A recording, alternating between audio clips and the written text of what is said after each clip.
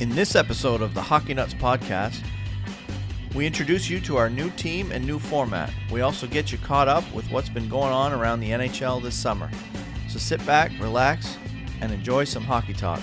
The Hockey Nuts podcast is next. Shut up and sit down.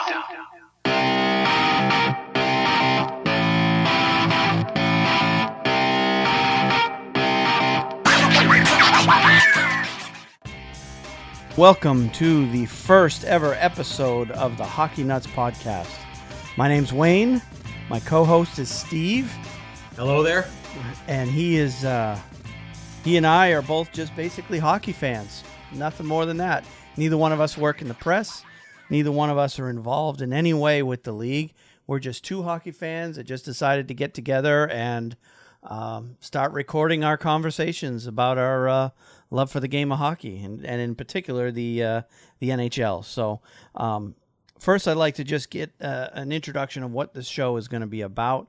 Essentially, we're just going to, no real set format for the show. We're just going to get together every week, or in the case of the summertime, we're going to do it probably every couple of weeks.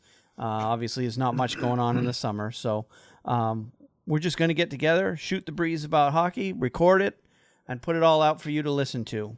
We're also going to, because we are just a couple of fans, we also want to hear from other fans, so we did set up an email account for the show, and I'll give it a few times throughout the show, but the email address is thehockeynuts30@gmail.com, and the 30 essentially stands for, well, at least when I created the account, it stood for however many NHL teams there are. Obviously, we're heading for 31 here shortly, but when I created the email address, there were 30 teams, so we're going to stick with that number anyway. So it's thehockeynuts30@gmail.com. So if you'd like to email the show, add your 2 cents. We'll certainly include your feedback in future episodes of our podcast. So without further ado, let's go ahead and just introduce ourselves briefly, and then we'll go ahead and talk about some of the stuff that's been on our minds about the game. So I'll go ahead and start with myself. I'm a lifelong hockey fan. I've been playing the game since I was a small child. I think my parents put me on skates when I was 3 years old, and started playing organized hockey at about the age of 9, and then played all the way through high school. In fact, I continue to play today in beer leagues around the area that I live in now. So not only do I play, I coach when my kids were involved in the game. They're not so much involved anymore. They both have moved on to other interests. But I was coaching when they were involved, and I also officiate the game. And in fact, when I was in college, I was a Zamboni driver at the college I went to. And I went to the University of Maine, so it's a pretty well-known college in terms of hockey. I was actually a Zamboni driver at their home rink there, so I've got a few stories I can tell, and maybe some of those will come out in the thing. And on top of that, on top of being involved in the game at a personal level, at an amateur level, I've also been a fan for a long, long time of pretty much every level. I've been to college games, minor pro games, NHL games. I've been to games at virtually every level, and I've seen who knows how many games at this point. I've been a spectator at very high levels. So that's pretty much just the brief history of my love for the game. Steve, why don't you go ahead and tell the listeners about your history? Well, thank you. I'm honored to be a part of this. I'm really excited about this, but my path is quite different. Both of my parents are Canadian, and so I was raised in a hockey household, a household with a love for the game.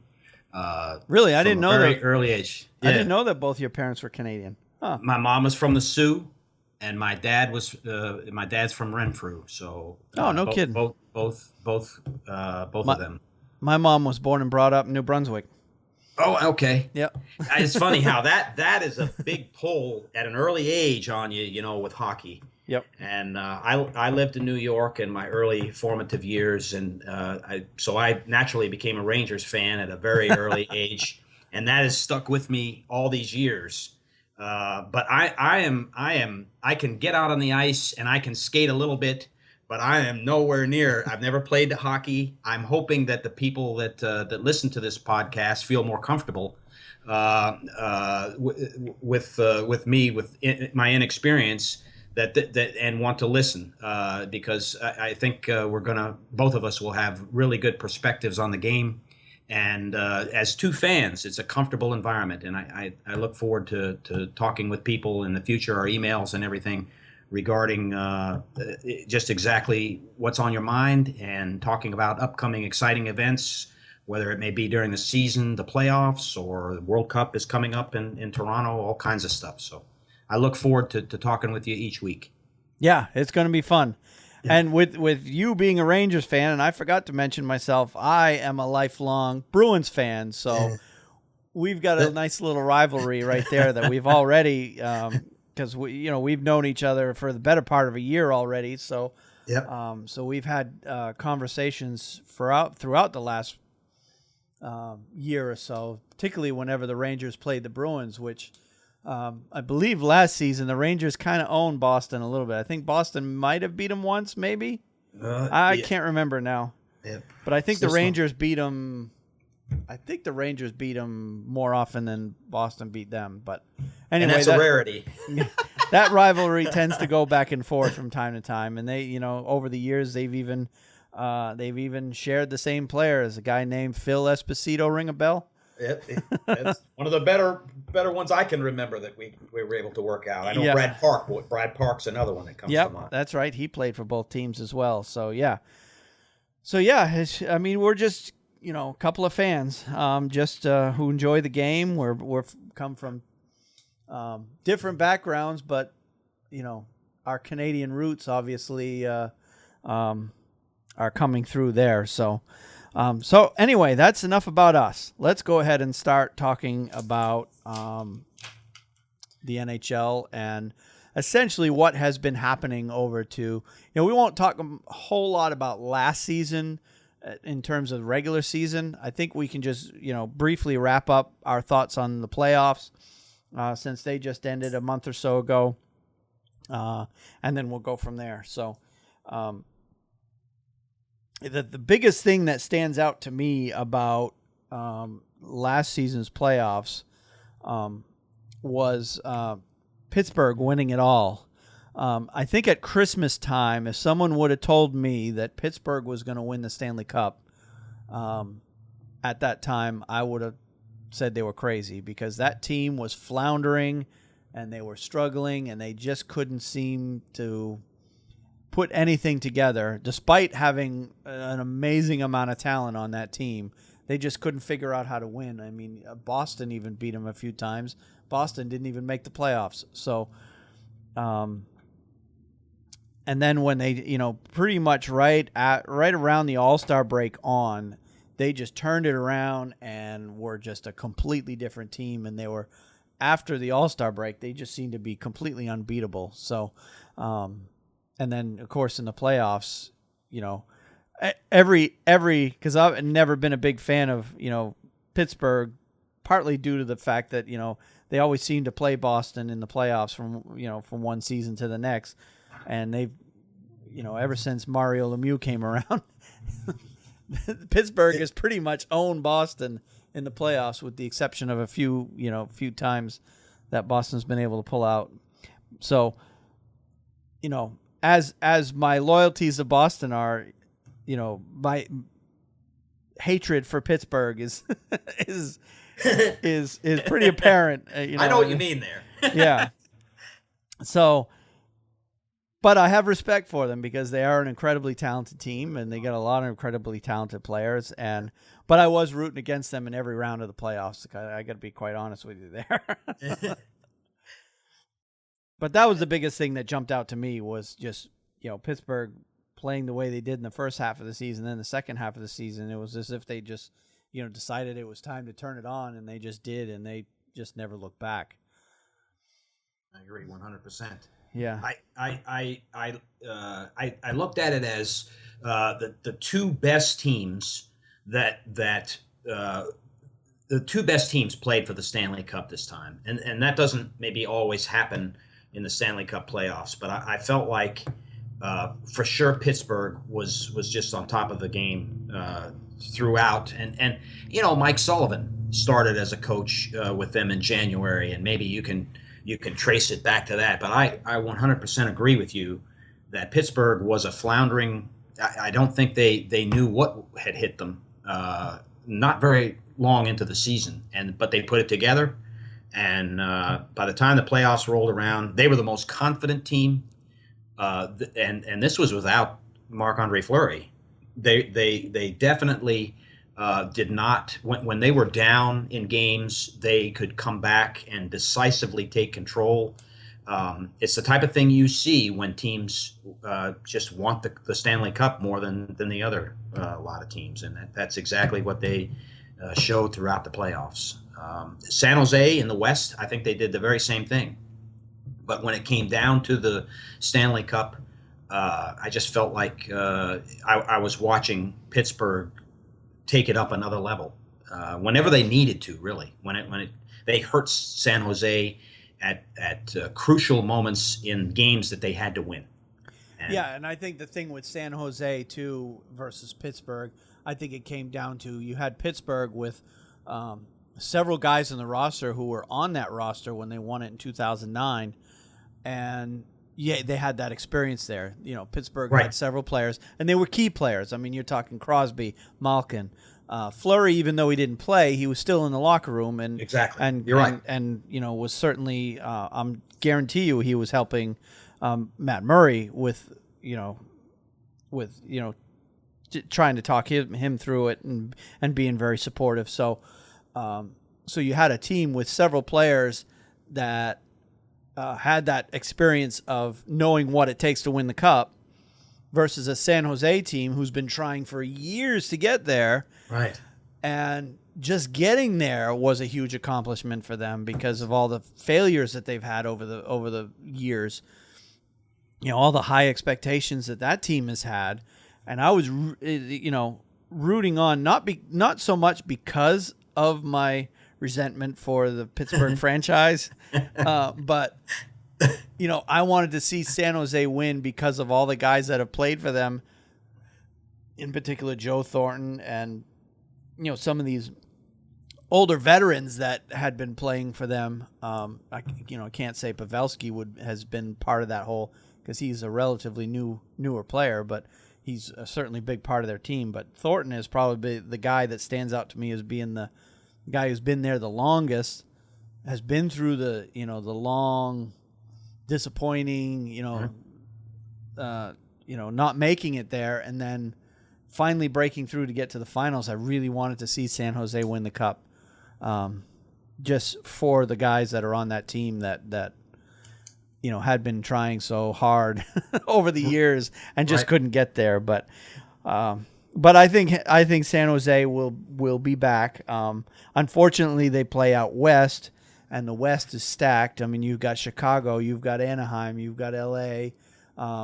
Edmonton could surprise this year. I know everybody likes to pick on Edmonton for having all that talent and not doing anything with it, essentially.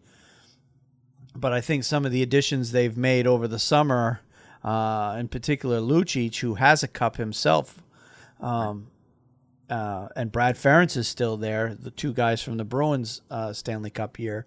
Those guys can really be a strong leadership force in the locker room and essentially teach these young kids what it takes to win at the NHL level. So you could see Edmonton surprise this year, and then again you could see them. I think they're going to be a Jekyll and Hyde team where they'll either be a playoff team this year or they're going to be at the bottom of the standings again. They're either going to put it together or they're not. I mean, I don't think there's going to be any in between with them. I tend to agree with that too. I think Edmonton. I think that more so than not that they will be a team to be reckoned with. I really I really think Connor McDavid is. I mean, if he hadn't been hurt last year, who knows what they'd have done. I think he's an important player that is going to skyrocket for them, and is really a superstar. Yep. I think he's one of the best players I've seen play in a long, long time. Yep. So, yeah, and as far as the other playoffs notes, I was, it was kind of weird. Playoffs in recent years have shown time and time again that it doesn't really matter what seed you end up in the playoffs, just as long as you get in. I mean, we had just a couple of years ago, we had LA who won their cup as the number 8 seed in the West. But we continue to see, teams at the top of the standings get knocked out in the first round, while teams toward the bottom who just get in on the last week of the year, the regular season, are going deep into the playoffs. We see that. I mean, it happened again this year. You had Dallas and Washington, both number 1 seeds, or won their division, got knocked out in the second round. Right. Anaheim and Florida got knocked out in the first round, and they were number 1 seeds.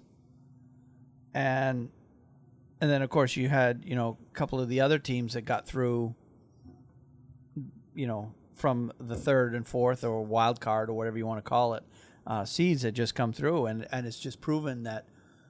And I think it's great for the fans because every series, if you want to compare it to the NBA, pretty much the first round in the NBA is just, turn off the TV and call me in a couple of weeks because we know which 4 teams are getting through the first round in the NBA. Right. I mean, it's the 1 versus 8 in the NBA is sweep almost every year.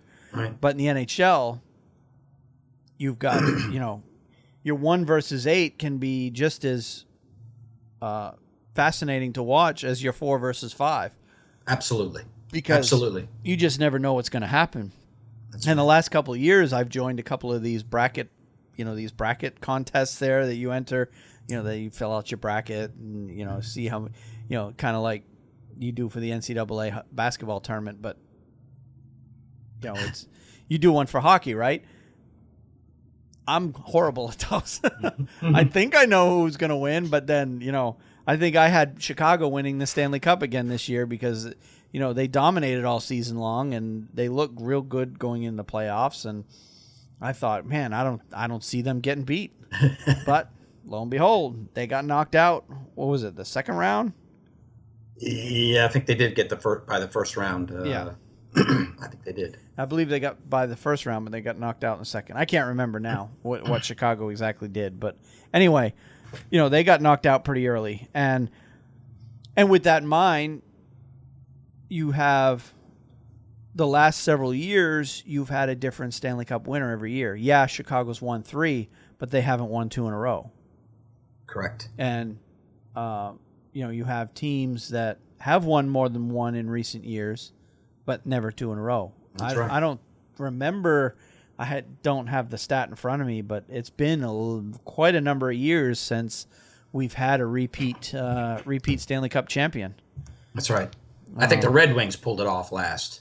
And that was back in the 90s. That was. Yeah. And I think it's great for the game. It's great for the fans because, I've never been much of a basketball fan myself, but one of the things that I don't like about the NBA is going into the season in October, you've got 4, maybe 5 teams that really have a legitimate shot at winning the cup or winning the championship in that league. And I think that's horrible for the fans to know that, if you're not your team is not one of those 5 teams, 4 or 5 teams, then, what's the point of watching if you got no shot? That's right. But in hockey, I mean, hell, guessing the playoff teams is hard enough. Never mind guessing the Stanley Cup champions. So, it's so true.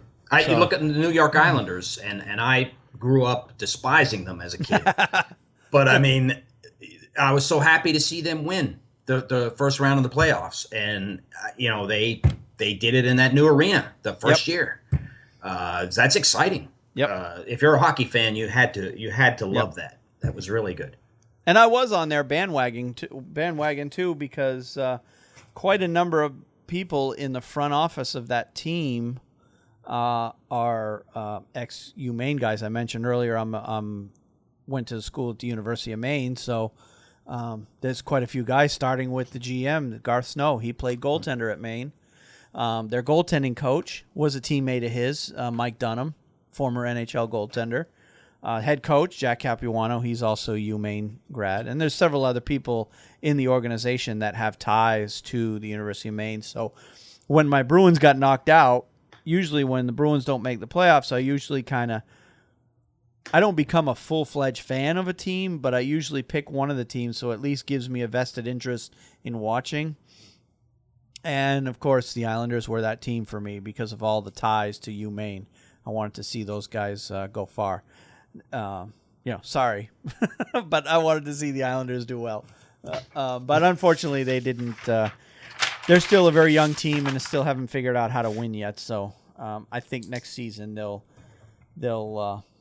take the next step and maybe win another round more than they did this year. So anyway, you have any other thoughts on the playoffs other than Pittsburgh won yet another cup? And yeah, you spoke about those the kind of like the brackets that you do, whether it's the NCAA or whoever. And I always find myself on those things writing down what I want to see rather than really thinking it through and putting down it might be a team that I really, and I'm with you with Pittsburgh. I don't like to watch them. I rarely, it's hard for me to think of a time when I pull for them. If I'm watching them, if we're behind in the standings and we need to pick up some points and Pittsburgh can do it for us, that's maybe the only way I'm going to pull for them, and that's rare. But I saw them just put us to sleep quickly. Yeah, and it was, and we had played well against them at the first part of the year, but it was just it was no contest. I felt like we should have won a couple games that we didn't, but. At least one game, but in no way did I think we deserved to win that series. And I just, my hat's off to them. I thought they were far and away the best team, and looking back on it, I was glad that they had won. Sydney played great the whole way through, and it was a good playoffs. I thought it was well done and for the most part well officiated, and it was exciting to watch. Yep. Yeah, and it was. It was certainly exciting to watch, and I was thoroughly entertained, even though I had no dog in the fight. And in fact, a lot of ways, it's actually better to watch the playoffs when you have no dog in a fight, because when the Bruins are in, I'm a freaking head. When they win, I'm the happiest guy in the world the next day, and when they lose, I'm miserable to be around. So. In a way, watching when the Bruins aren't involved is certainly more entertaining for me because I'm not so into it as far as rooting for one side or the other. And there were some incredibly entertaining games. So I just wish they would play that way throughout the regular season. That's true. But that's true. I understand how the regular season's a long grind, and they wouldn't. Teams would probably have no players left by the time the playoffs started if they did play that way for 82 games. So I understand the intensity level being a little bit different for regular season as opposed to playoffs. But you do start to see it for the teams that are close to getting knocked out of the playoffs. You do start to see it in the beginning of March. You start to see that playoff intensity from teams that are struggling to get a spot in the playoffs.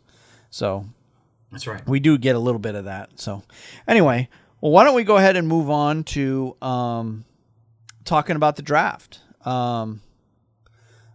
I don't know if you did get a chance to see it. I know I worked on day 2 of the draft, so I didn't watch any of that. I pretty much saw it on paper after the fact. Mm-hmm. but I did have the TV on for the round one the night before. I believe it was it a Thursday night, Friday night? Friday night. It was a Friday night. I actually did not watch it either. I couldn't have told you. I saw the draft lottery. Yep. But I didn't watch the draft. Yep. And so I kind of missed it. I know who went where on some of the picks, but I'm not up to speed as some of these people are. Sometimes, and part of that is I've struggled. The Rangers haven't built themselves through the draft. So No, they didn't have any. They didn't have any picks in this year's first round. Right. So, in fact, I don't think they've had any in the last 3 or 4. They've pretty much at the trade deadline have traded away their first round draft pick to get a player for the playoff run every year. So that's right. In fact, this year's pick, I believe, went to Carolina as part of the Eric Stahl trade. Am I right? That's right. Yeah, that's right. So, Carolina ended up getting the player that the Rangers probably would have had. Yeah, that's right. But that's right. a couple of things that stood out to me on the draft. Obviously, it wasn't really any surprise on the top 2 guys on the draft. Austin Matthews went number 1 to Toronto. Patrick Laine went number 2 to Winnipeg. And pretty much everybody in the know knew that was going to happen.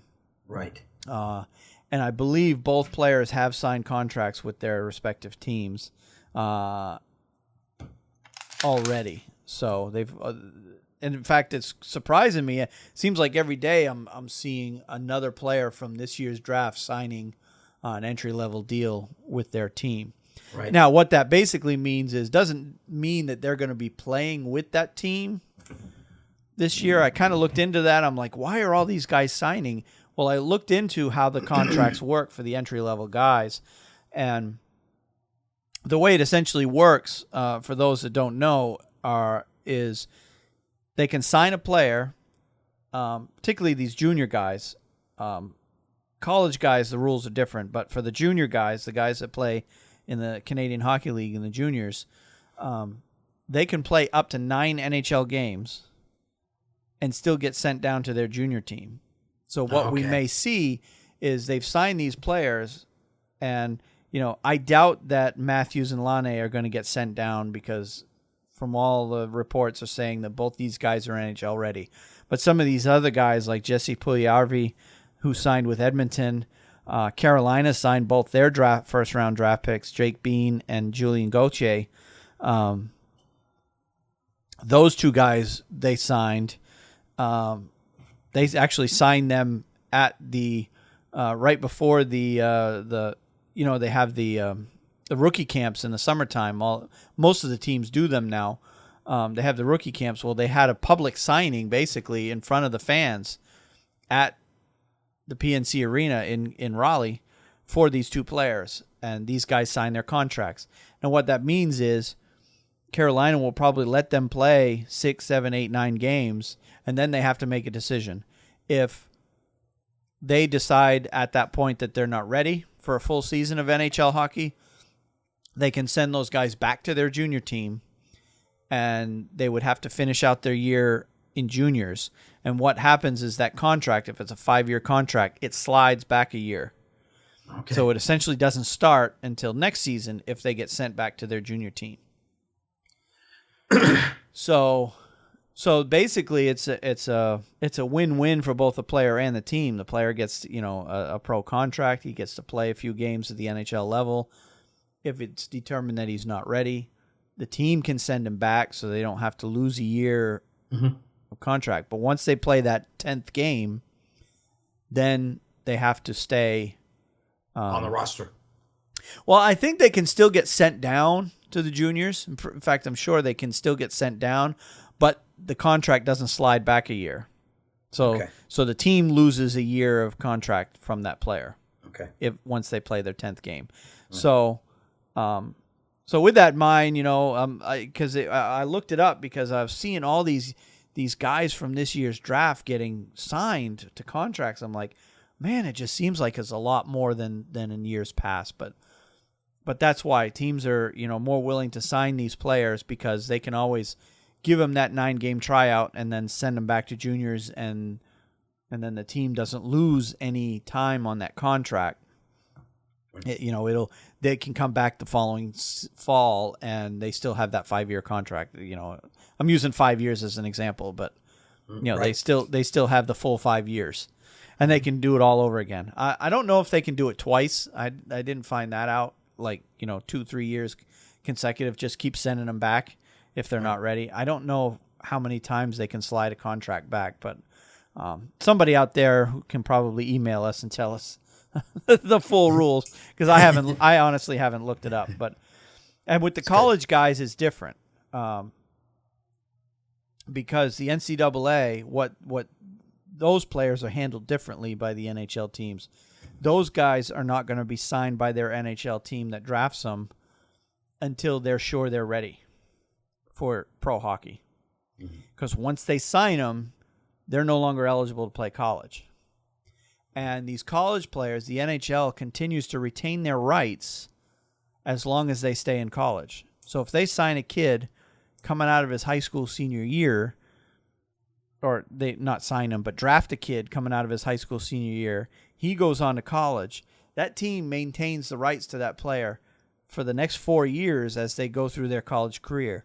And they don't have to sign him until after the player declares that he is coming out of college and turning pro. I did not know that. Yeah. So that's why you see college guys they can come to the rookie camps in the summer. I don't believe they can come. They may be able to come to training camp in the fall, but they can't be signed. Once they're signed, then their college eligibility is gone. So yeah, it's a little bit of a difference between the NCAA and the juniors. And the European guys, that they're handled like regular minor league guys. They can go up and down to their minor league teams. So anyway, so with that in mind, obviously I said earlier, Rangers didn't have any first round picks this year, so I understand your lack of interest. It's not. It's not so much a lack of interest. I just don't have a lot of. It's been several years now that they've. I think Anthony Duclair was a number 1 pick. Yeah, I think I saw recently it's been like 3 or 4 years straight that they've traded away their first round pick. Yeah. So, but my team though, Boston, they had 2 first rounders this year. Right. They drafted Charlie McAvoy, defenseman who plays at BU, which they really love. The Bruins are pretty high on that kid to be. I wouldn't say an heir apparent to Zdeno Chara, but he could be, a future first pairing defenseman. But he is not. They're already saying he's not going to be NHL ready this year. He'll be a year or 2 away.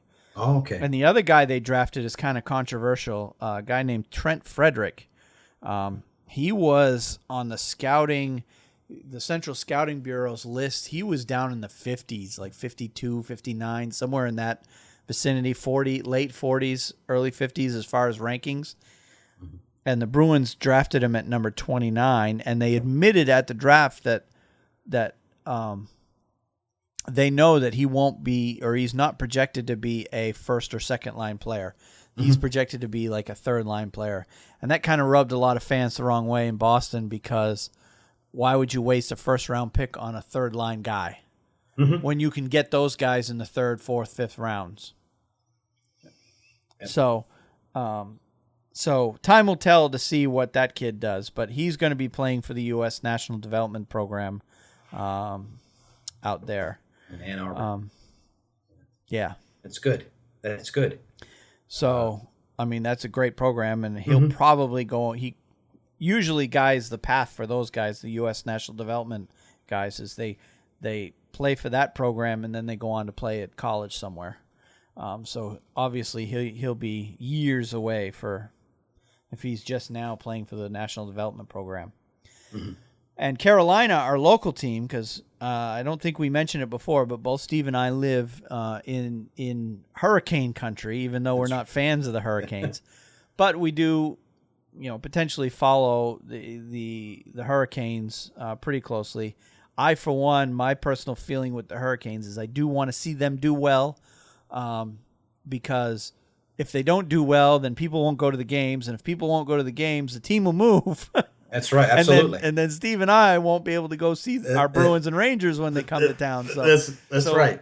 We're kind of Hurricanes fans for more selfish reasons, really. So we do follow them pretty closely because we hear in the news around here and they talk. But Carolina did have 2 first-rounders, I mentioned before. They drafted Jake Bean at number 13 and Julien Gauthier at number 20. Both players are playing in the Canadian Juniors, and both players did sign entry-level contracts at rookie camp. So we'll be watching closely to see if those 2 guys make the Hurricanes this year. They got pretty high expectations of both players. So. Right. So let's go ahead and move on to some of the transactions and free agent signings that we've seen this summer.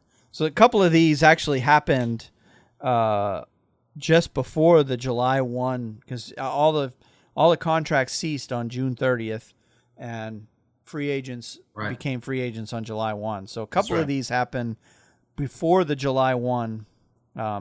The biggest one that happened before July 1, obviously, was the Steven Stamkos re-signing in Tampa Bay. Everybody was expecting Stamkos to hit the free agent market.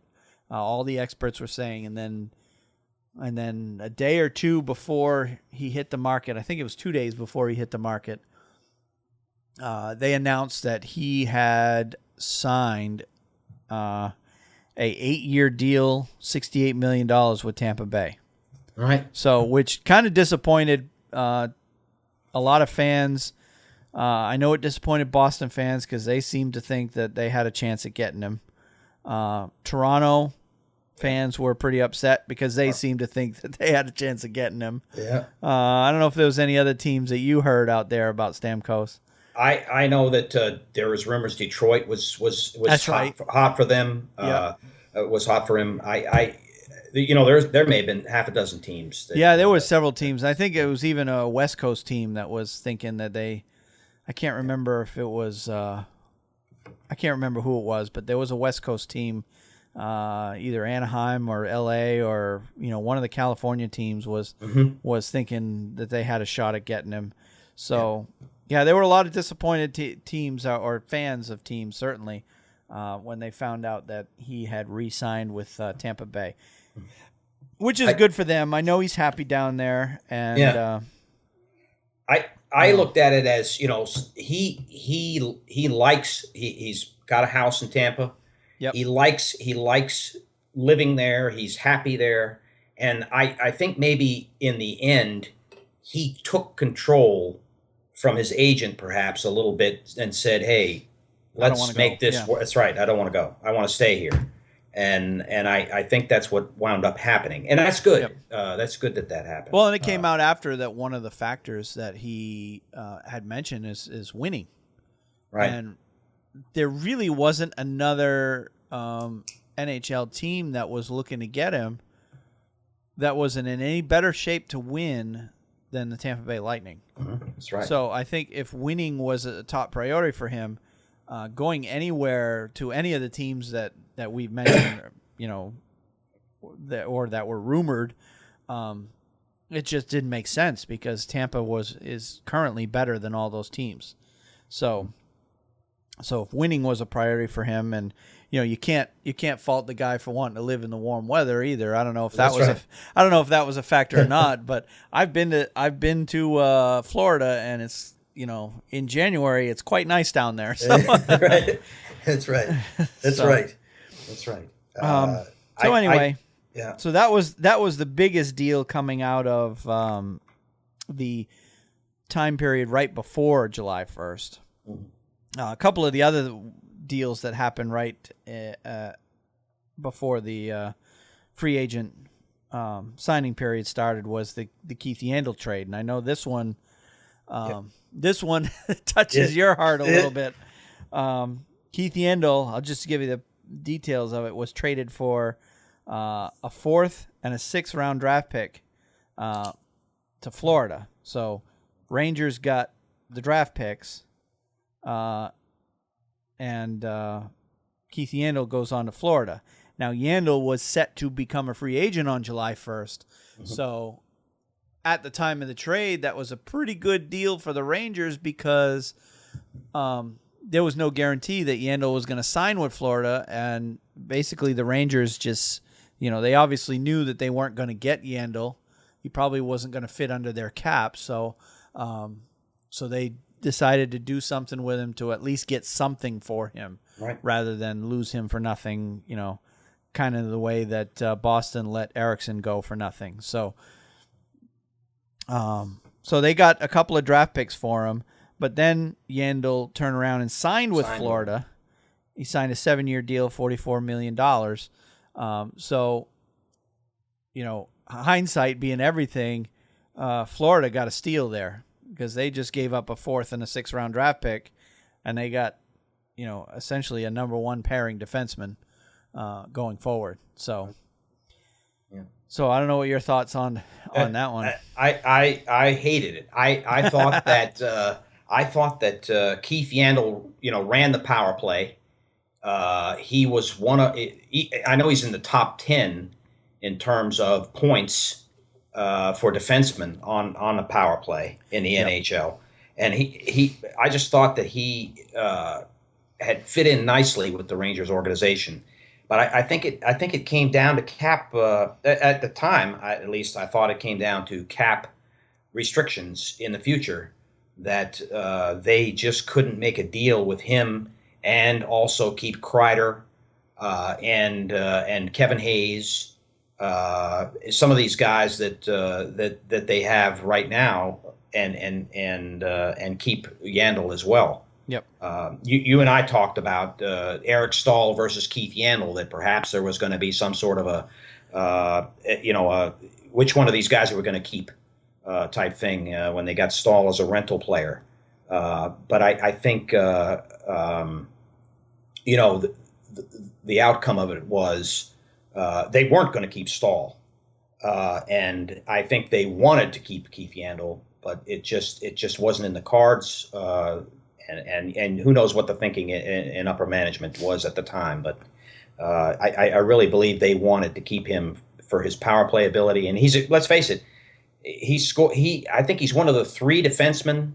He's either 3 or 4 defensemen that has scored 40 plus points in the last 3 years. He's one of them. He's a premier defenseman in the NHL. Florida got a steal. I couldn't say it any better. Yeah, they got the best guy. And I don't think the Rangers, after Eric Stahl essentially, really didn't do much for them after, he got traded to the Rangers. That period where Eric Stahl played for the Rangers, I think, was more, I don't know if you want to call it a tryout, but they essentially got a guy that, I don't know what's going on with Eric Stahl. I mean, he was such a great player for so long, and just the last year or two, his play has really, really tailed off. So, and I think if he would have gone to the Rangers and kind of got back to his old self and become a dominant player like he used to be,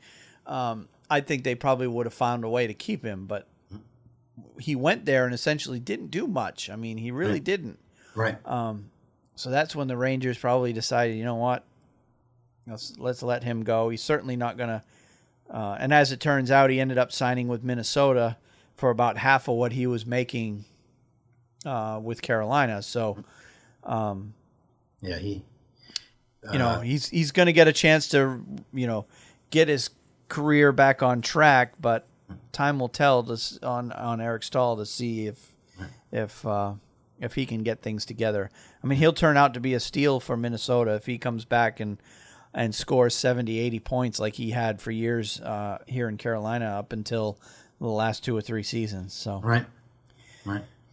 Agreed. So yeah, I think and of course, as it turns out, the Rangers ended up losing both Yandel and Stahl. And Stahl got very little. Yeah. So, yeah. So anyway, so that was the biggest couple of things that happened right before the trade or the free agent period.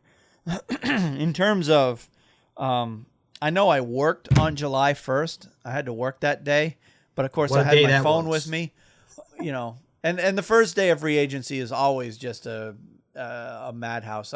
I should learn to just take that day off every year because there's so much going on. It's hard to keep track of everything. But I had, my phone was beeping all day long with updates from this signing, that signing. I mean, you've got some of the names that signed new contracts on July 1st with Ladd, Lucic went to Edmonton, and Franz Nielsen with Detroit, Backes in Boston, Eriksson signed with Vancouver. Oposo signed with Buffalo. Radulov was kind of a surprise. Alexander Radulov coming back to the NHL from the KHL for the third time.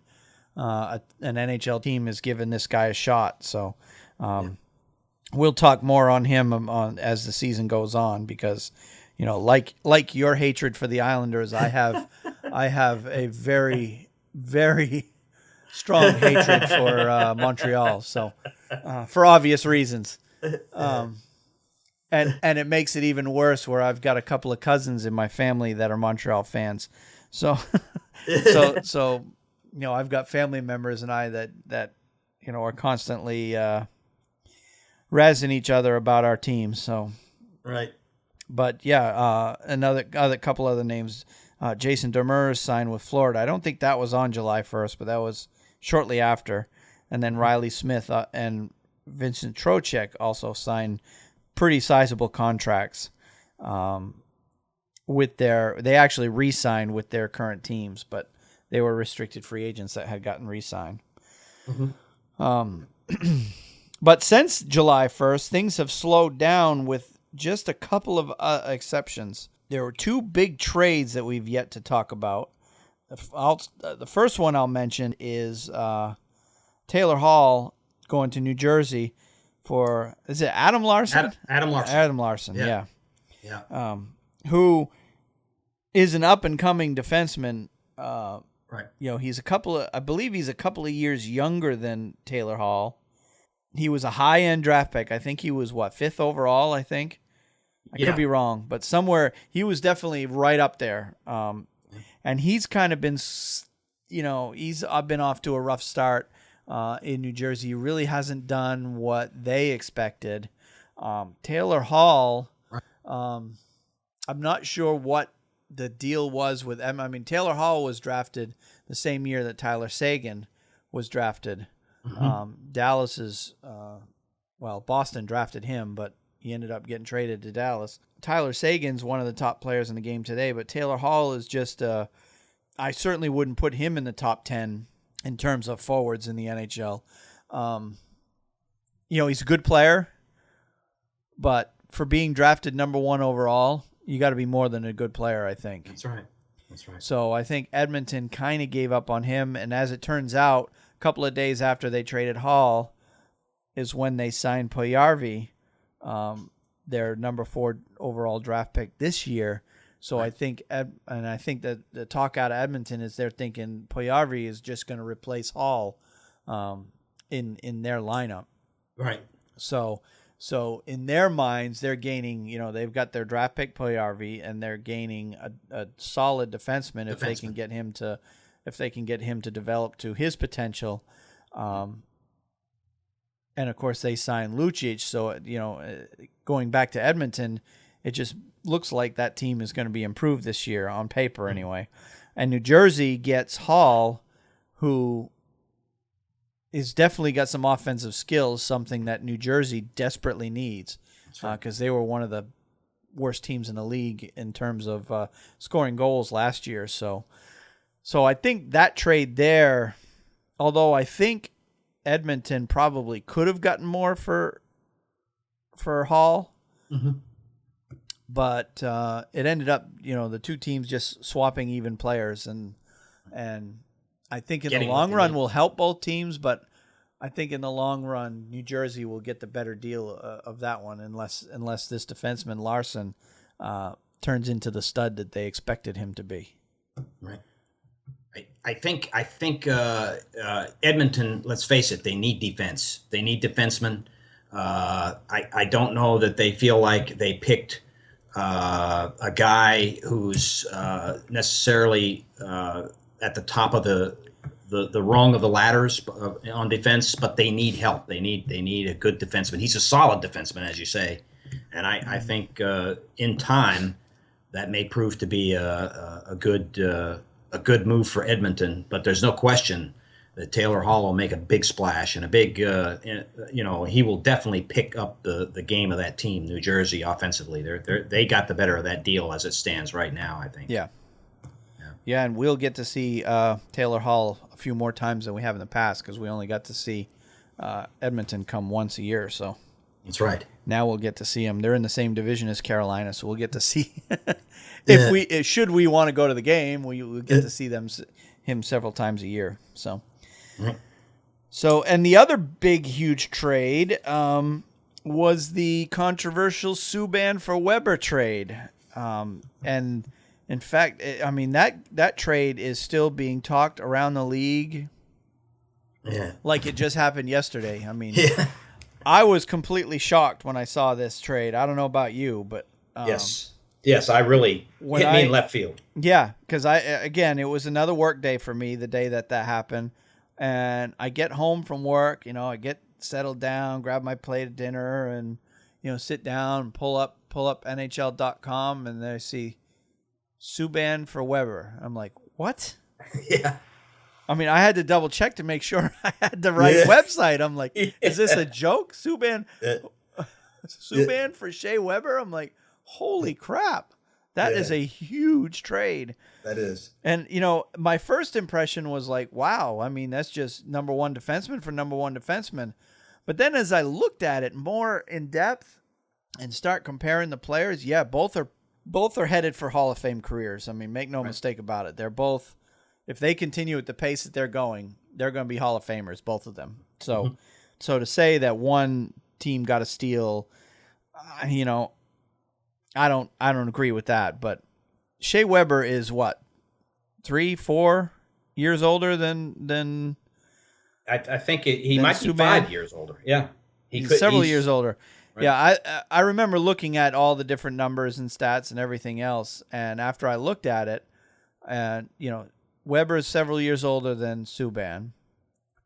They produce at about the same rate. Their games are completely different. Subban is a very offensive-minded defenseman. He loves to carry the puck. He loves to carry the play. As Weber, he scores a lot of goals, but for the most part, he's kind of a stay-at-home guy. I mean, he doesn't carry the puck as much as Subban does. He doesn't carry the play as much as Subban does. He gets most of his goals by simply having the hardest shot in hockey.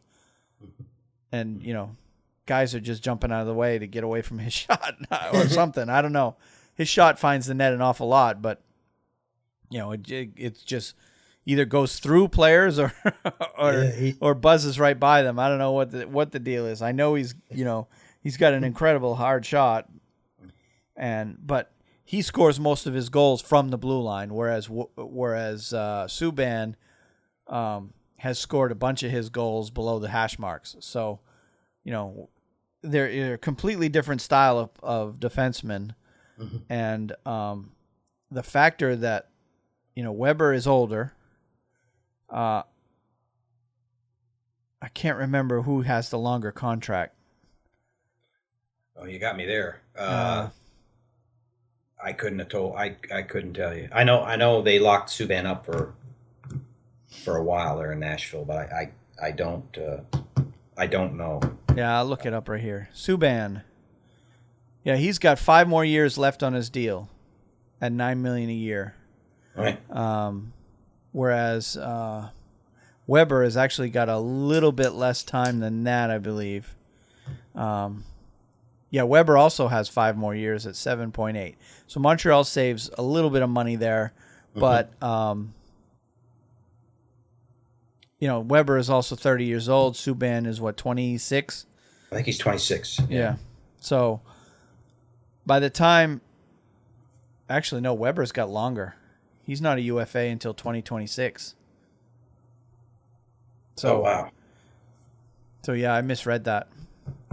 So yeah, I mean both players have long contracts, and Subban is a 2022 UFA, so he's got 6+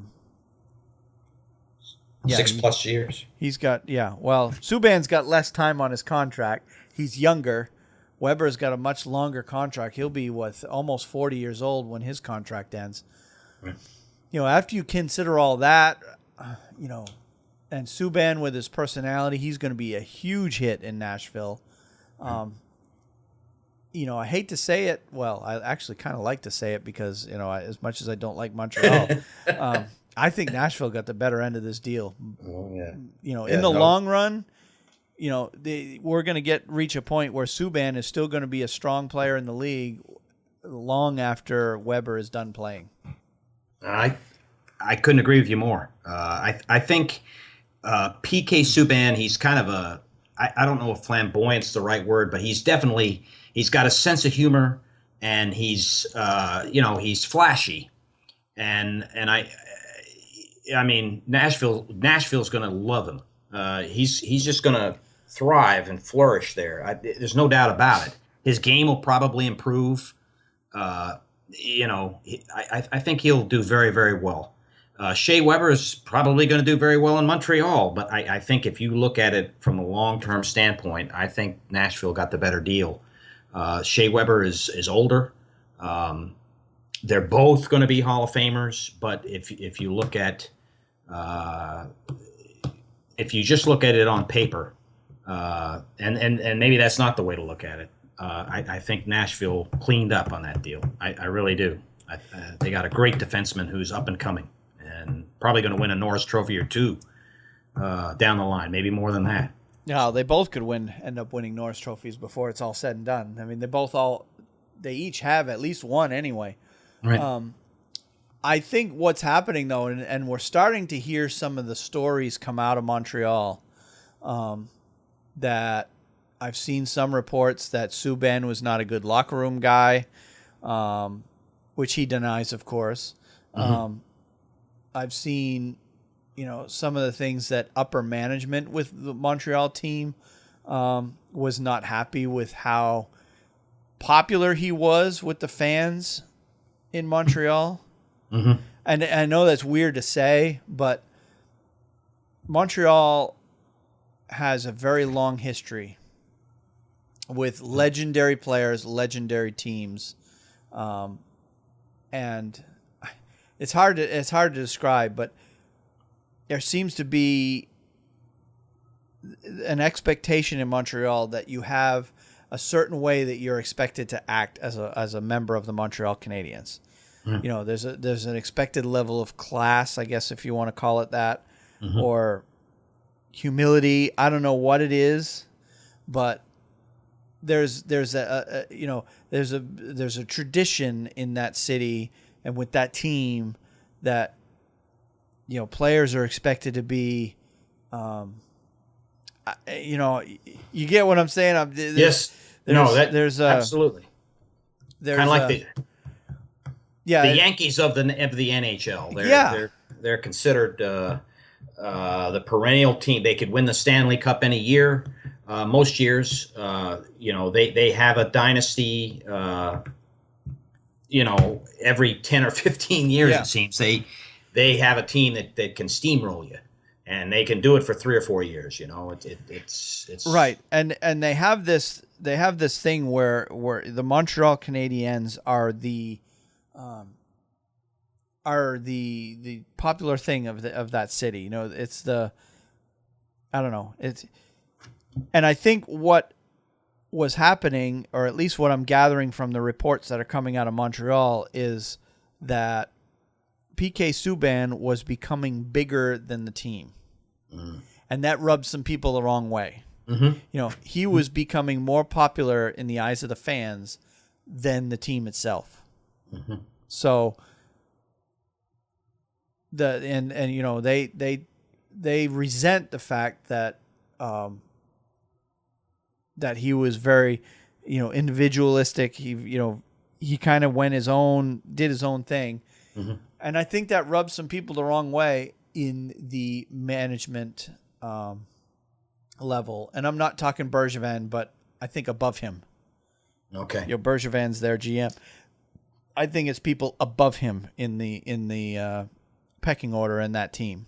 Mm-hmm. So, and I think that ultimately is what led to them wanting to get rid of him, because there's no room in Montreal for a guy that's bigger than the team. There just isn't.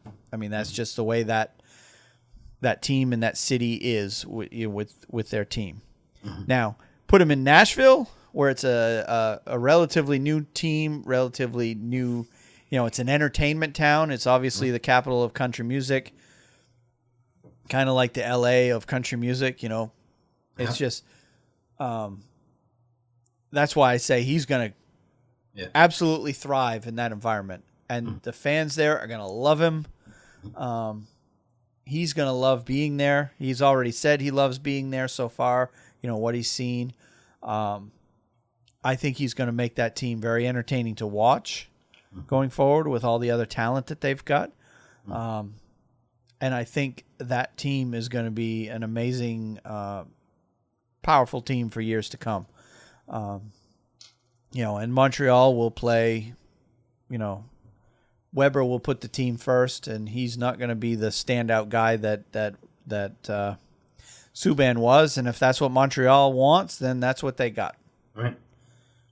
That's and I'm enjoying every bit of it as a Boston fan, because to see, the fans are mad as hell up there that they traded away Subban, but and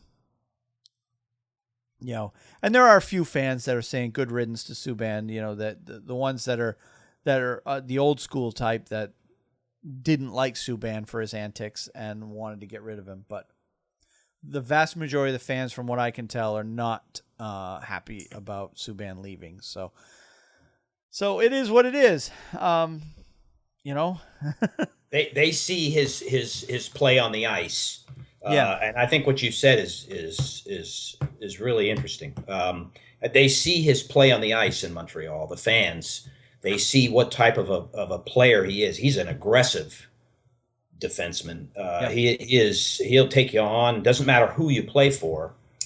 He does a lot of good things off the ice. I've really grown to respect him. His donations there to the Children's Hospital in Montreal comes to mind. Oh yeah, and as a Boston fan, I can't stand him as a player, I'm actually going to become a fan of his now that he's out of Montreal and in Nashville. So. No, I've always respected the way he plays. I don't like the diving and the stuff that he's done in the past, but I wouldn't be surprised if he gets rid of that part of his game now that he's in Nashville. But time will tell on that. But yeah, he's done a tremendous amount of good off the ice, like you said, with the Children's Hospital, and off the ice, from all accounts, he's a great guy. So yeah, I think. It'll be interesting to see what's going to happen with Subban going forward, but I think he's going to thrive in Nashville for one. And then Weber will fit in great in Montreal because, they're a little bit more reserved. They're a little bit more, I don't know what's the word, but, they stick to their traditions there in Montreal, and right. Some of them for the good or the worse. I've always made fun of the fact that you can't be, no matter how good of a coach you are, you can't be the head coach of the Montreal Canadiens unless you can speak French. So I've always found that ridiculous, but I get it. That they're proud of their heritage up there, and that's one of the requirements of that job. If you're the head coach, or the GM for that matter, you've got to be able to speak French. And if you can't, then you're not a candidate to be. So that, if Montreal wants to limit their options because of a language issue, then more power to them. They can continue waiting for that next Stanley Cup, as far as I'm concerned. I think, it's a pressure cooker. It's a pressure cooker. You go to play there, or you're a coach there, you're going to be scrutinized every which way and up and down by the media. A lot like playing for the New York Yankees or the Boston Red Sox in baseball, for sure. That's right. That's right. Yeah. That's right. Yeah. So that's pretty much all I have as far as the big, transactions. There's a whole bunch of other transactions that I have notes on, but we're approaching the hour mark here, so I'd like to move on a little bit onto some of the other things that I had made observations on. Unless you have any other players that you wanted to mention. Those were the trades I had down to talk about. Those three. Yeah. Okay. Yeah. All right. So as far as what's upcoming this season, shortly after the 4th of July weekend ended, the NHL announced that we are going to be expanding to 31 teams starting next season, the 17-18 season. They've awarded a franchise to Las Vegas. That's right. And within the last, as of when we recorded this, it was, roughly a week ago or so, they announced that George McPhee will be named the GM of that franchise. So he'll be in charge of building that team. Right. I think that's great. Most recently coming from Washington, I see George McPhee as being a very good choice as their first general manager. He gets to build the team in his own image as he sees it, and he's in a great sports town. The NHL couldn't have picked a better spot. I think other leagues covet having a team there, but the NHL was able to pull it off first. And I just think that all the way around, George McPhee will do a good job. I'm anxious to see what they're going to call themselves. The T-Mobile Arena, I've heard, is absolutely stunning where they're going to play. Hockey worked in Phoenix to a certain extent. I think it's going to work even better, much better, in Las Vegas. I think there's a large enough. They played. The Kings play preseason games there, I think, every year. There's a big interest in that town in hockey, maybe more so than any other sport. But I'm thankful that this happened, and I look forward to the coming months to see how things go. The draft is going to be real interesting too for them, the expansion draft and the first draft that they're involved in. But I'm looking forward to it. I'm excited about it. Yeah, and I think, Las Vegas has been kind of a city that a lot of those leagues have been looking at for years now. Minor league teams have been there. They have minor league baseball, hockey, but I think a lot of the major pro sports in years past have shied away because of the whole gambling thing, and they were afraid that I don't know what they were afraid of. Maybe they were afraid that the gambling going on there is going to trickle its way into the league or what. But I think all of that has gone away because with the age of the internet now, people want to gamble, they're going to find a place and a way to gamble. That's right. No matter what. So I think the NHL has decided, hey, Las Vegas is like no other city now, or any other city for that matter. They just happen to have there's a lot of money in that town. So. Right. That's right. That's right. And it takes a lot of money to have a team, as we're seeing with our local team here. It just takes a lot of money, not just a lot of fans, but you need the corporate support too, and they'll have that in Vegas. So I think they did make a good choice. I know Quebec City is looking to get a team. There's talk that Toronto area wanted to somehow get a second team. Right. Seattle's been brought up as a team. I don't think they're done expanding. Right. I don't think they're going to stop at 31. I think there's one more team to come. And I'm praying that the Carolina Hurricanes don't end up being moved. The ownership here is adamant that they're going to stick it out here. And I think it's a good move that they do that, because the fans have proven in the past that if you put a good product on the ice, the fans will go to the games here. I mean, I don't. You weren't here in 2006 when the Canes won the Cup, were you? I was here. I was here, but I never went to a game. I didn't go to a game that year. It was exciting. Yeah. But I did not go. Yeah, I wasn't here yet. We moved here in 2008.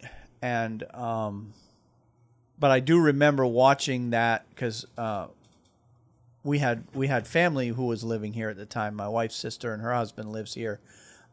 They've lived here since the early 2000s. So, and we had come down and visited back in 2001 before they even went to the Cup Finals the first time.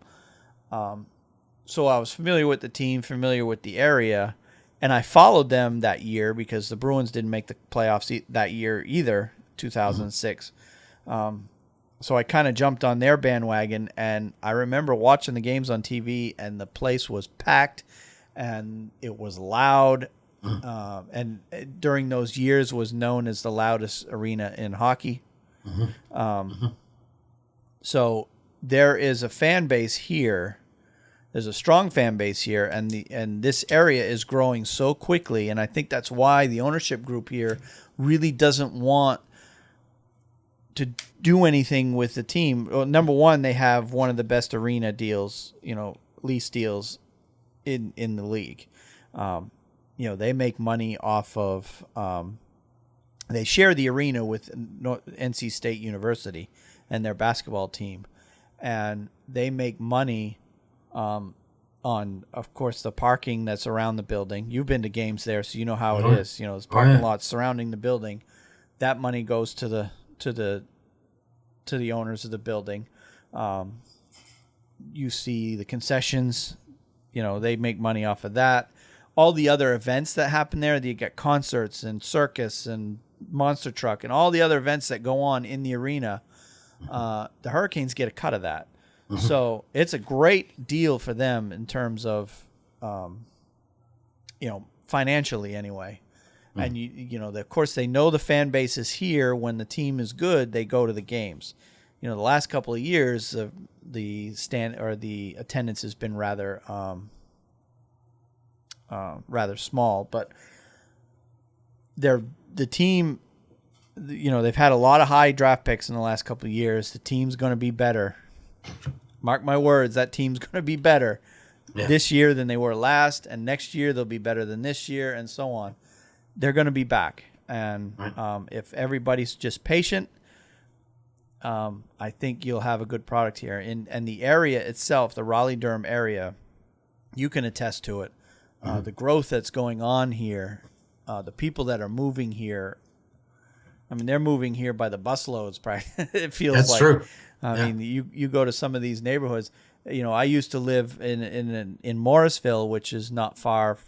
It's just outside of Raleigh, and that whole town. I think 20 years ago, I saw a stat had 8,000 people, something like that. Or Cary, the town of Cary, which is just outside of Raleigh, had 8,000 people back in 25, 30 years ago.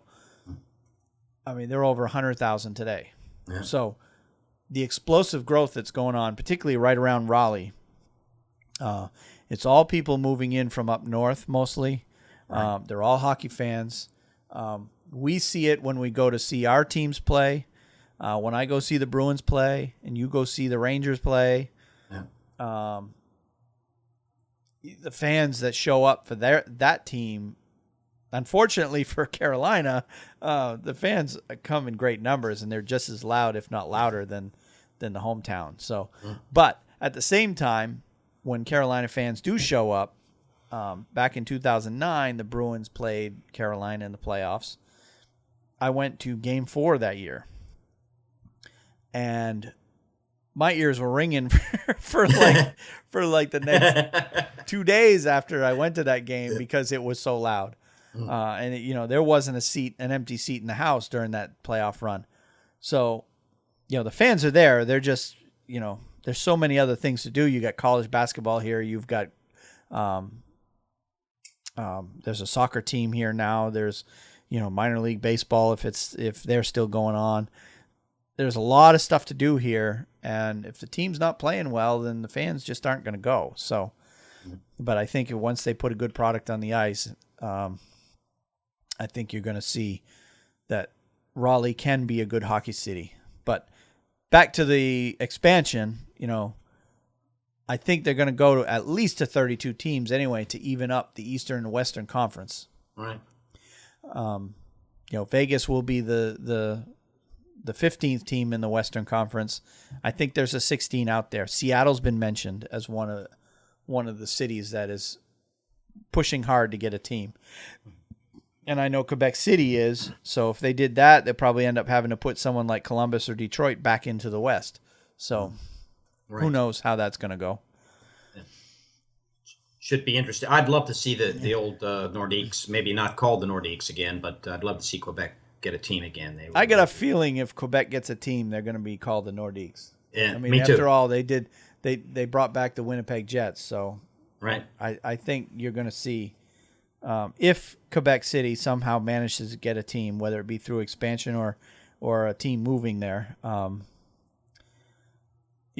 think you'll see it's the Nordiques. And in terms of moving, if Raleigh can come back as an NHL city, and you're starting to see Phoenix come back, and Florida definitely is coming back.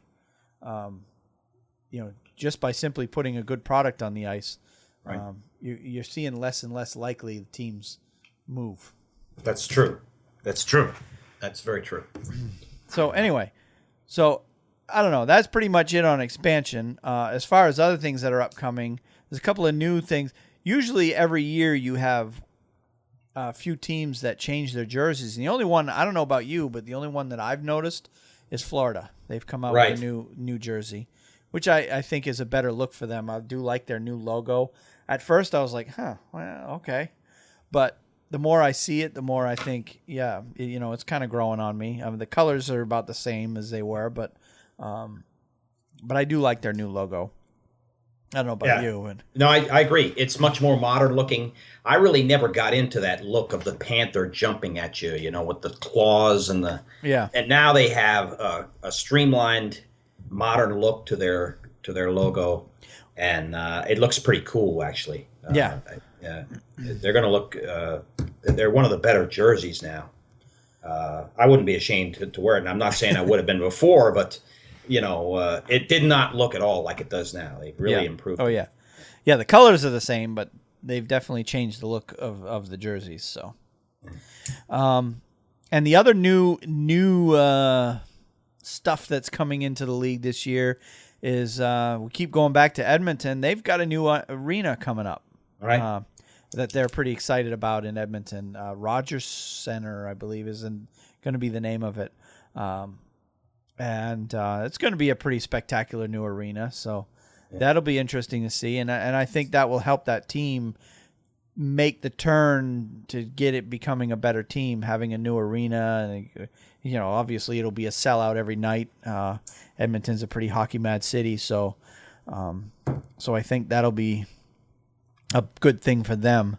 The other big change that I saw come over the wire over the recent weeks was the New York Islanders transferring their ownership.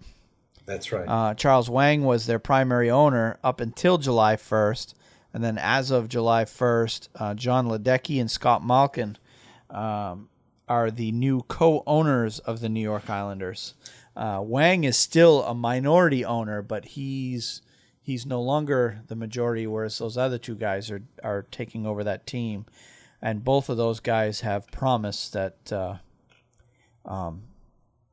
they are going to be making a strong push to get the cup back to the New York Islanders. I know you hate to hear that, but I won't be pulling for them very hard at all on that. But especially if they end up playing the Rangers in the playoffs.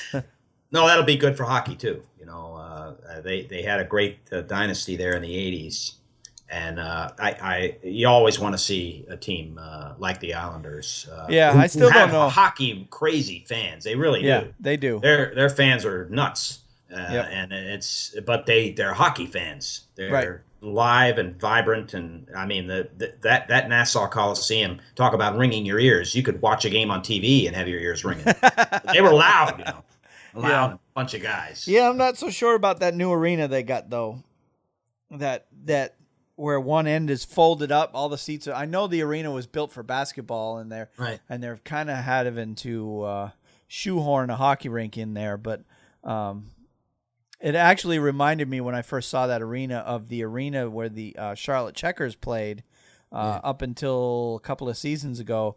They were playing in the Time Warner Cable Arena where the Charlotte Bobcats, or now the Charlotte Hornets, in the NBA play. And that was another arena that was designed for basketball. Right. So it wasn't, the lower bowl wasn't built to contain a hockey rink. So all the seats at one end are basically folded up in order to fit the hockey rink in there. Mm-hmm. And it just makes it look, well, for one, it cuts down on the amount of seats you can have, but it just makes it look weird. And that's why you see that, everybody made fun of the car that was right, on the other side of the glass at the New York Islanders arena.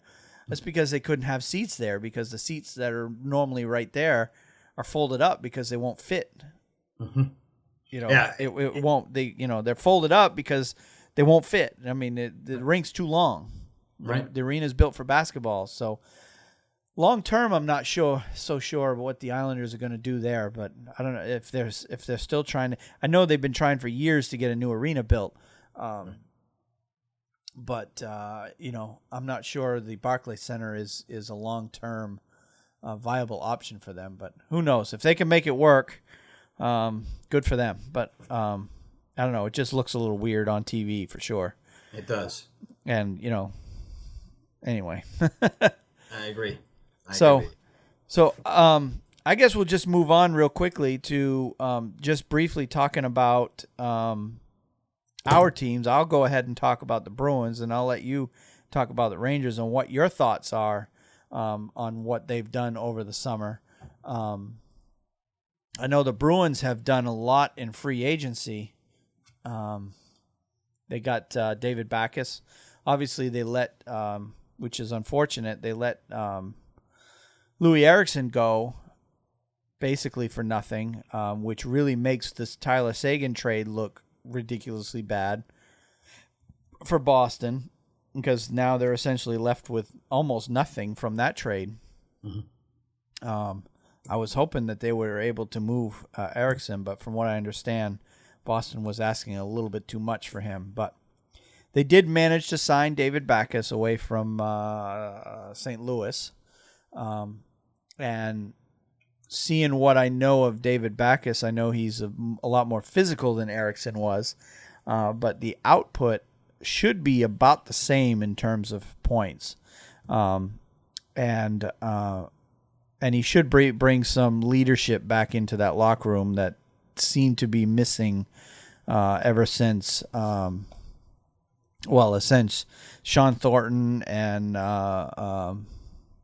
Johnny Boychuk got traded, essentially. So you got the Backes move. They signed a couple of other younger players, or they got Nash from Carolina, actually. Mm-hmm. He'll be a good third line guy for him. He essentially replaces Chris Kelly, who's since moved on to Ottawa. So I'm not sure the Bruins improved their team any, but they certainly were able to fill the holes left by the guys who left in free agency, I guess, is the best thing. I think what the Bruins are banking on is some of the younger prospects that they've got coming up through the system, to a couple of them make the team this year. What do you think about about Backes? What is your? I think he's a Bruins type of player for sure. He's a lot more physical. He almost reminds me of Lucic, but with better hands. Or yeah. Lucic, but with better hands. I know Lucic was loved in Boston for the most part.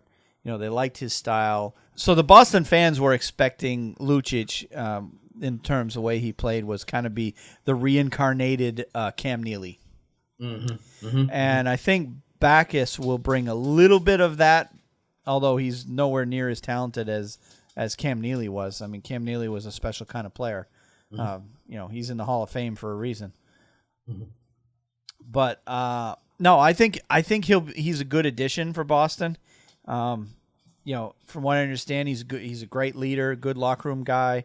Not to say that Boston's leadership wasn't good, but a lot of reports I was hearing out of Boston was there was a lack of leadership in the room. Obviously they got Bergeron, they've got Chara, but beyond those guys, there wasn't a lot of leadership in the room, at least from the reports I've been reading about. So, and that Backus will bring a little bit of that back. So, so I think all in all, that's a good thing for the team. I think the team, though, still has a serious deficiency in defensemen. And unfortunately, there really isn't a whole lot of good defensemen out there this year in terms of free agents. So they're going to have to find another way to get their defensive core rebuilt, because it's pretty bleak looking right now, and I personally don't think Boston's a true competitor or contender in the league until they fix their defenseman issue. They just don't have they really don't have a top pair, because Chara's 39 now. He can't play the 30 minutes that he used to play. Every time they try to give him that many minutes, he struggles. He gets beat. I've seen, there's a lot of chinks in the armor there. And I think, it's related to his age. So I think to put him on as the second pairing is something they need to do. Maybe do a little bit on the power play, but they need to find a replacement for him on the top pairing. And right now they really don't have a guy. So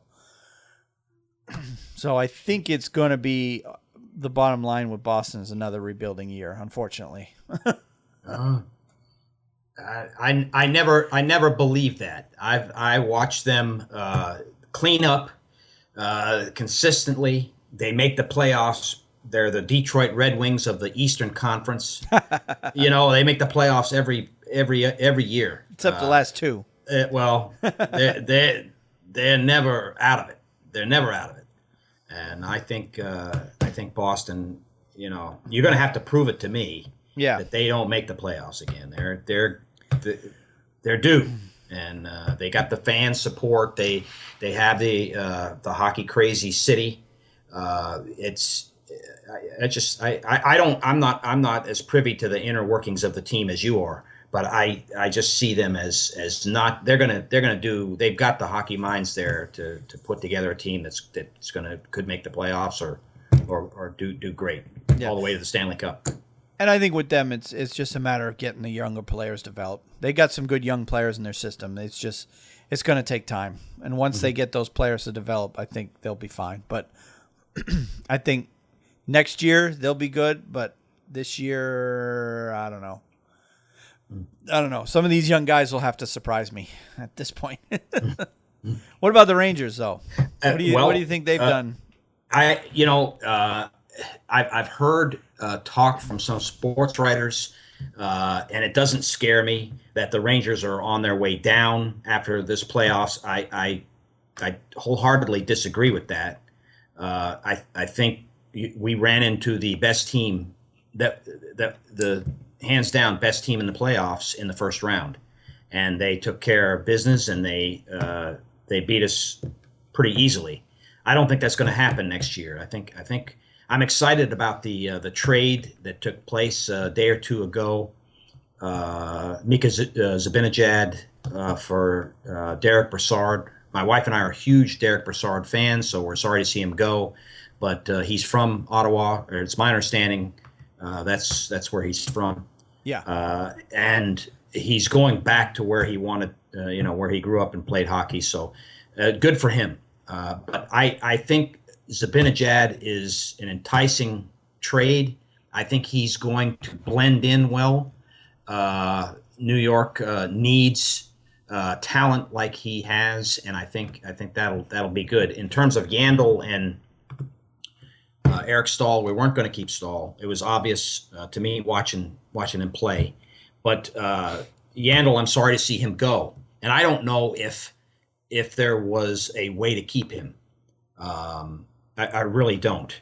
But that being said, what they have essentially on their team, they signed JT Miller. They have the cap room now, the money to sign players like Kreider and Kevin Hayes, which if they do that, those are two top guys on the team right now. Young, fast in terms of Kreider. Yep. So, and they've made moves for players like Nathan Gerbe, which we were talking about this. The Rangers are trying to stay as a fast team, a quick team, a puck transition team.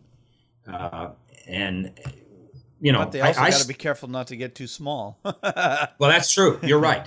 And they have their draft picks for next year and the years to come. So I'm excited about a lot of things.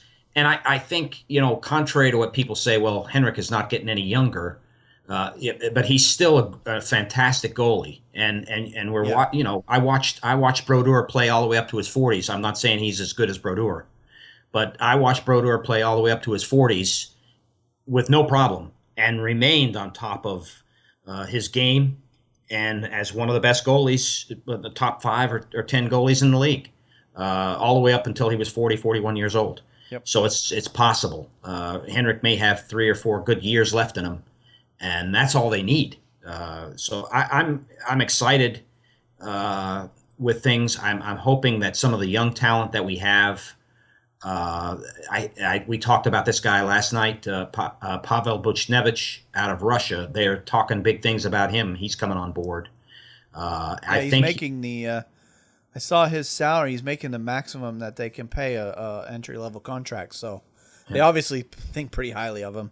Yeah, if he can develop, I feel bad we let Duclair go and now Yandel, but if he can develop, there's a void that he can fill, and I don't know about him as a speedy, whether he's a fast skater or not. I haven't seen him play. But there's some good talk about him.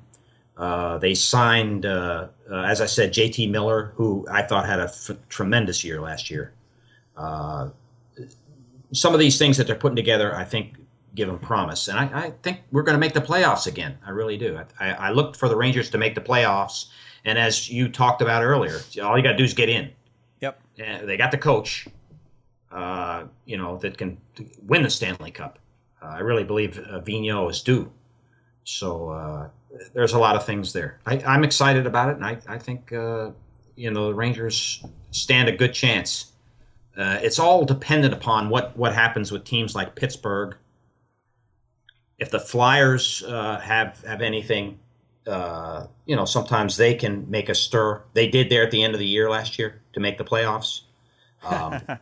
But you look at I know it. the Flyers got in, the Bruins got locked out. Yeah. Yeah. That's the most despised team for me, the Flyers, because they cost us time and time again. But I think I'm excited about our chances if Pittsburgh does, as many teams do nowadays. They fall back. They can't make a move in the second year to win a second Stanley Cup. It's happening more frequently now than it used to. The Rangers stand a good chance in that division. I don't think Washington is going to come on the ice and do what they did last year, but I could be wrong. I just don't think Holtby's going to have that kind of a year again. So we'll wait and see. Yep. Washington will definitely be a playoff team, but. Right. Whether they run away with the President's Trophy the way they did this year, they may not put that much emphasis on that because there seems to be a bit of a I don't know if you want to call it a curse, but there seems to be, the team that wins the President's Trophy. I couldn't tell you the last time that they won the Stanley Cup. That's right. It doesn't happen often. More often than not, the President's Trophy winner gets knocked out. But Washington is still a team that's very, very dangerous. So I think they'll make the playoffs again this year. But a lot will depend on, again, how well Holtby plays. So right. So anyway, but we got all summer to talk about what we think is going to happen this year. So that's right. We are, we're way longer than I thought we'd be tonight. So we'll go ahead and wrap it up. But I am going to tell you, on our next podcast, we'll probably record in about 2 weeks. In the summertime, there's not a lot going on, so we're going to do it every other week, at least until probably right before the World Cup of hockey gets going. In a couple of weeks, we'll go ahead and start looking ahead towards the season that's upcoming. I know we want to talk about the World Cup of hockey quite extensively. In fact, the next couple of episodes that we do will probably be focused on that tournament before we turn our attention back to the NHL. I know you spoke of it earlier. I'm really looking forward to this tournament.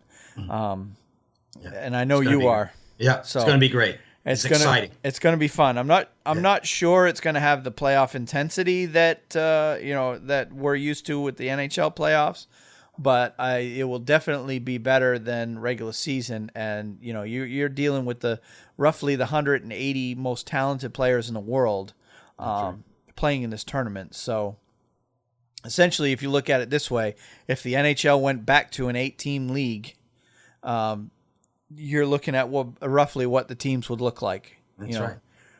The 180 best players in the world. So it's certainly going to be fun to watch, and we're going to have fun talking about it over the summer. But as for right now, we'll go ahead and wrap up this particular episode, and we'll pick it up next time with talking a little bit more. Obviously, get caught up over what's happened over the past couple of weeks, but we'll also get started on taking a look at all the different teams that are going to be in the World Cup and all of the, all of that predicting stuff. That's right. That's right. Team previews and all that. So we'll go ahead and wrap it up. If you'd like to add anything to the show, like I said, I gave you the email address earlier in the show. It's thehockeynuts30@gmail.com. And you just spell it all out. The Hockey Nuts, except 30 is the number 30, representing the number of teams in the NHL currently anyway. Thehockeynuts30@gmail.com. Go ahead and email us, and we will add your comments to the show if we can. And we'll take it from there. You have anything else you want to add? I just looking forward to talking to you in the weeks to come. This is great. The podcast is a super way for us to be able to talk about the game that we love so much. So I'm looking forward to this. Yeah. Yes, so am I. And as we get closer to the season, this will become a weekly thing. As of right now, the schedule, the way we're working it is we're going to record on Wednesday nights and then release the episode by Friday of each week. So that gives me time to do what little editing I need to do.